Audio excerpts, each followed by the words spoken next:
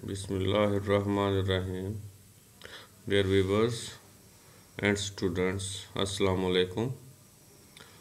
आज हम एक रिज़ल्ट कर रहे हैं जिसमें जी हमें एक साइक्लिक ग्रुप दिया हुआ है जिसका ऑर्डर n है और वो a से जनरेट हो रहा है। अब जो n है वो किसी नंबर पॉजिटिव नंबर d से डिवाइड होता है। तो हमने प्रूव करना है कि G का एक सब ग्रुप है जिसका ऑर्डर D है और वो जो सब ग्रुप है वो यूनिक है, यानी कि उसके अलावा कोई और ऑर्डर D वाला सब ग्रुप नहीं है। ये हमने प्रूव करना है। लेकिन इसको प्रूव करने से पहले अगर आप मेरे चैनल यानी कि अपने चैनल मोहम्मद रिजवान शेख पर नए हैं या अभी तक चैनल सब्सक्राइब नहीं किया तो चैनल को सब्सक्राइब कर लें और इसको अपने दोस्तों के साथ शेयर भी करें ताकि आपको मेरे लेक्चर्स के जो नोटिफिकेशन हैं बर वक्त मिल जाएं। आप और आपके दोस्त इससे भरपूर इस्तेफ़ादा हासिल कर सकें। आइए शुरू करते हैं। अब सबसे पहले तो हमने वही जी हमें गिवन साइक्लिक ग्रुप है तो हमने ले लिया let G be a cyclic group of order n। ये हमने लिख दिया। इसके बाद ए जो है वो जी का जनरेटर है तो ये गिवन इंफॉर्मेशन को हमने लिख दिया कि G is a cyclic group of order n generated by a. ये मैथमेटिकल स्टेटमेंट में हमने ये जुमला लिख दिया। क्या है जी इसका मतलब? G is a cyclic group of order n generated by a. उसके बाद हम कहते हैं कि डी जो है पॉजिटिव डिवाइज़र है n का। डी जो है ये पॉजिटिव डिवाइज़र है n का। अब ये अगर डी जो है या n जो है वो डी से डिवाइड हो रहा है तो हमारे पास कोई इंटीजर ऐसा ज़रूर होगा। जैसे हम 10 को 2 पर डिवाइड करें तो हम क्या कहते हैं 2 5s are 10। ठीक है, 10 को जब हम 2 पर डिवाइड करते हैं तो हम क्या कहते हैं 2 5s are 10। तब यहाँ पर अब हमने क्या कहा था, ये डी जो है ये डी है हमारे साथ, ये n है। ठीक है जी, तो हमारे पास कोई ऐसा इंटीजर q एग्जिस्ट करता है जिसको आप d से मल्टीप्लाई करें तो n के बराबर आ जाए। तो यही बात हमने यहाँ लिखी हुई है कि हमारे पास ये जो 2 है ये क्या है d है। ठीक है जी, 2 जो है d वाला काम कर रहा है और ये वाला 5 q वाला काम कर रहा है। 5 जो है q वाला काम कर रहा है। ठीक है, और ये 10 जो है n वाला काम कर रहा है। तो n is equal to D Q. तो यही चीज़ हमने यहाँ पर लिखी हुई है ना कि जब 2 जो है हमने कहा जी n जब d पर डिवाइड हो रहा है तो ऐसा पॉजिटिव इंटीजर हमारे पास ज़रूर होगा जिसको आप d से मल्टीप्लाई करेंगे तो आंसर n आ जाएगा। ठीक, तो ये बात हमने लिखी हुई है। अभी हमारे पास जब 10 2 से डिवाइड हो रहा है तो हमारे पास ऐसा नंबर ज़रूर होगा जिसको हम 2 से मल्टीप्लाई करेंगे आंसर 10 आ जाएगा। तो ऐसा नंबर यहाँ पर कौन सा है 5 है जिसको आप 2 से मल्टीप्लाई करें तो 10 आ जाता है। तो ये हमने कर लिया। उसके बाद हमने एक एलिमेंट बी लिया और वो बी एलिमेंट किसके बराबर है ए पावर क्यू के। ठीक, अब इसकी पावर, अब दोनों तरफ हमने पावर ले ली है डी। अब क्योंकि हम एक ऐसा ग्रुप साइक्लिक ग्रुप बनाने जा रहे हैं जो बी से जनरेट हो और उसका ऑर्डर डी हो, तब हमने इसलिए इसका दोनों तरफ पावर डी ले ली। तो यहाँ पर ए की पावर क्या बन गई राइट साइड पर डी क्यू, और डी क्यू का मतलब क्या है एन है। अब ये ए एन जो है ई के बराबर है। ठीक है जी, तो यहाँ से हमने क्या देखा कि b की पावर d जो है वो e के बराबर आ गई। इसका मतलब है ऑर्डर ऑफ b जो है वो d है। यहाँ पर भी हमने लिख दिया कि now h is a cyclic group of order n generated by b। तो हमने यही प्रूव करना है ना कि हमारे पास एक ऐसा सब ग्रुप है जिसका ऑर्डर डी है और डी जो है ये n का पॉजिटिव डिवाइजर है। अब हम इसको प्रूव करेंगे कि ये जो है यूनिक है, यानी कि इसके अलावा कोई और नहीं है। तो उसी बात को जो ऊपर हमने मैथमेटिकल लिखा था उसको हमने अब वर्ड्स में लिख रहे हैं कि H is cyclic group of G of order D generated by B। अब now we prove the uniqueness of H। अब हम क्या कहते हैं कि अब कोई और हमारे पास सब ग्रुप है जिसका ऑर्डर D है, तो हमने K ले लिया, K cyclic group of order K cyclic group of G because every subgroup of a cyclic group is cyclic. तो हमने क्या कहा था यहाँ पर कि K जो है एक G का सब ग्रुप है। अब G क्योंकि साइक्लिक है इसलिए हमने एक रिजल्ट प्रूव किया हुआ है, साइक्लिक ग्रुप का हर सब ग्रुप साइक्लिक होता है, इसलिए जब K है वो भी साइक्लिक हो जाएगा। अब क्योंकि K साइक्लिक सब ग्रुप है तो इसलिए सिंगल एलिमेंट से जनरेट होगा, तो सिंगल एलिमेंट यहाँ पर हमने C कह दिया।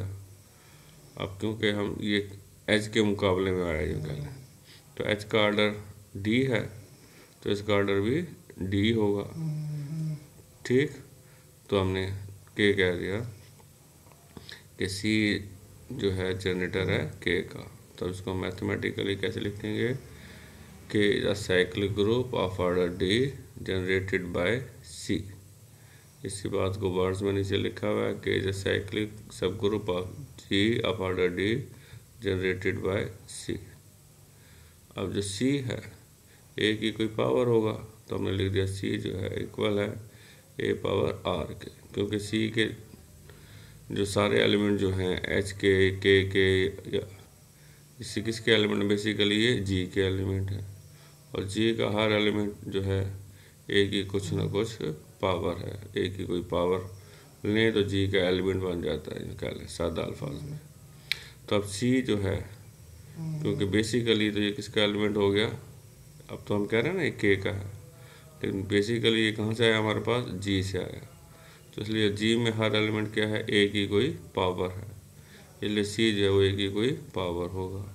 और R जो है वो क्या है यहाँ पर लीस्ट पॉजिटिव इंटीजर है, such that AR belong to K।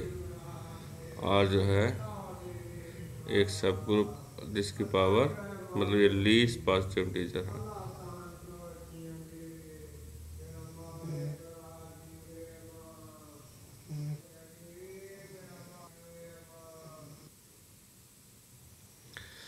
तो जनाब अब हम देखते हैं कि जो C है उसका ऑर्डर D है, तो इसलिए C की पावर हम D लेते हैं। अब राइट साइड पर AR था तो इसलिए AR की पावर भी D हो गई। पावर की पावर हो तो दोनों पावर्स मल्टीप्लाई हो जाती हैं। अब यहाँ पर हमने E लिख दिया और ये E लिखने की वजह क्या है, क्योंकि ये C पावर D जो है E के इक्वल है, इसलिए हमने E लिख दिया। अब यहाँ से हमारे पास इसको हमने लिख लिया। अब क्या किया हमने, इस चीज़ को अलग लिख लिया, यूँ कह लें A power DR is equal to E, लेकिन हम जानते हैं कि A पावर N जो है वो भी E के इक्वल है।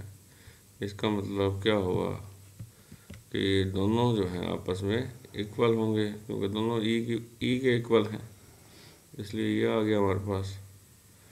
अब यहाँ से हम क्या देख रहे हैं कि N जो है वो DR के इक्वल है, क्योंकि दोनों नंबर्स इक्वल हैं, बेसिस भी इक्वल है, इसका मतलब क्या होगा, पावर्स भी इक्वल होंगी।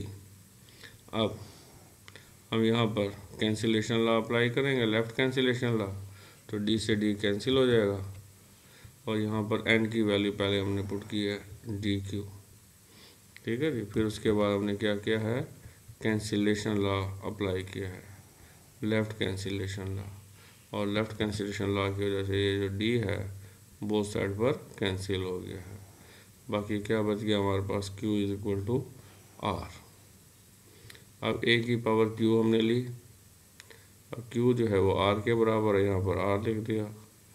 अब A की पावर Q जो है वो B के बराबर है, और ए की पावर आर जो है वो सी के बराबर है। एक ग्रुप हमने बी से साइक्लिक ग्रुप जनरेट किया जिसका ऑर्डर डी है, वही लिख दिया। इसी तरह एक ग्रुप हमने जनरेट किया सी से जिसका ऑर्डर डी है, वो दोनों लिख दिए।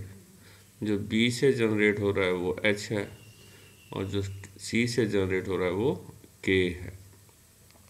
तो ये हमने क्योंकि सब ग्रुप्स बनाने थे वो हमने बना दिए। तब एच और के को हमने यहाँ शो कर दिया कि ये दोनों क्या हैं, इक्वल हैं। इसका मतलब क्या हो गया कि एच जो है यूनिक सब ग्रुप है ऑफ ऑर्डर डी। ठीक है, तो यही हमने प्रूव करना था। आइए छोटा सा एक रिजल्ट और देखते हैं। इसमें हमने प्रूव करना है कि every cyclic group is abelian. Abelian होने का मतलब क्या है कि कम्यूटेटिव प्रॉपर्टी होल्ड करेगी। तो जी एक साइक्लिक ग्रुप है generated by A, then every element of G can be written as a power r, where r is an integer। ठीक है जी। तो क्योंकि G साइक्लिक ग्रुप है, साइक्लिक ग्रुप सिंगल एलिमेंट से जनरेट होता है। जब आप उसको सिंगल एलिमेंट से जनरेट करेंगे तो उस एलिमेंट के जो पावर्स हैं वो बढ़ना शुरू हो जाएंगी। तो ए से जनरेट हो रहा है तो इसका मतलब है G का हर एलिमेंट ए की कोई ना कोई पावर होगा। अब हमने दो एलिमेंट ले लिए जी के एक्स वाई, तो एक्स जो है ये भी ए की किसी पावर के बराबर होगा और वाई जो है ये भी ए की किसी पावर के बराबर होगा। तो एक्स हमने ले लिया ए पावर पी और पी जो है कोई भी एक इंटीजर है। इसी तरह वाई ले लिया ए पावर क्यू, क्यू कोई इंटीजर हो गया। अब एक्स वाई को हमने कंसिडर किया, एक्स और वाई की वैल्यू डाल दी, पावर्स ऐड हो गई हैं, बेसिस सेम है इसलिए पावर्स ऐड हो गई। अब यहाँ पर आप देखें पावर के अंदर p प्लस क्यू है, तो नेक्स्ट स्टेप में हमने पावर में क्या लिख दिया, q प्लस p। अब p और q दोनों इंटीजर्स हैं और सेट ऑफ इंटीजर्स में क्लोजर प्रॉपर्टी होल्ड करती है। ठीक है, लेकिन यहाँ पर ये जो प्रॉपर्टी है क्लोजर की बजाय कम्यूटेटिव प्रॉपर्टी, गलती से लिखा गया क्लोजर, क्या होना चाहिए, कम्यूटेटिव प्रॉपर्टी यहाँ पर होल्ड करती है। ठीक है जी, कम्यूटेटिव प्रॉपर्टी।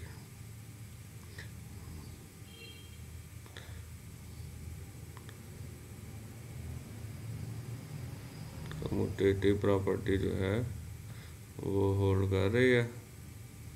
तो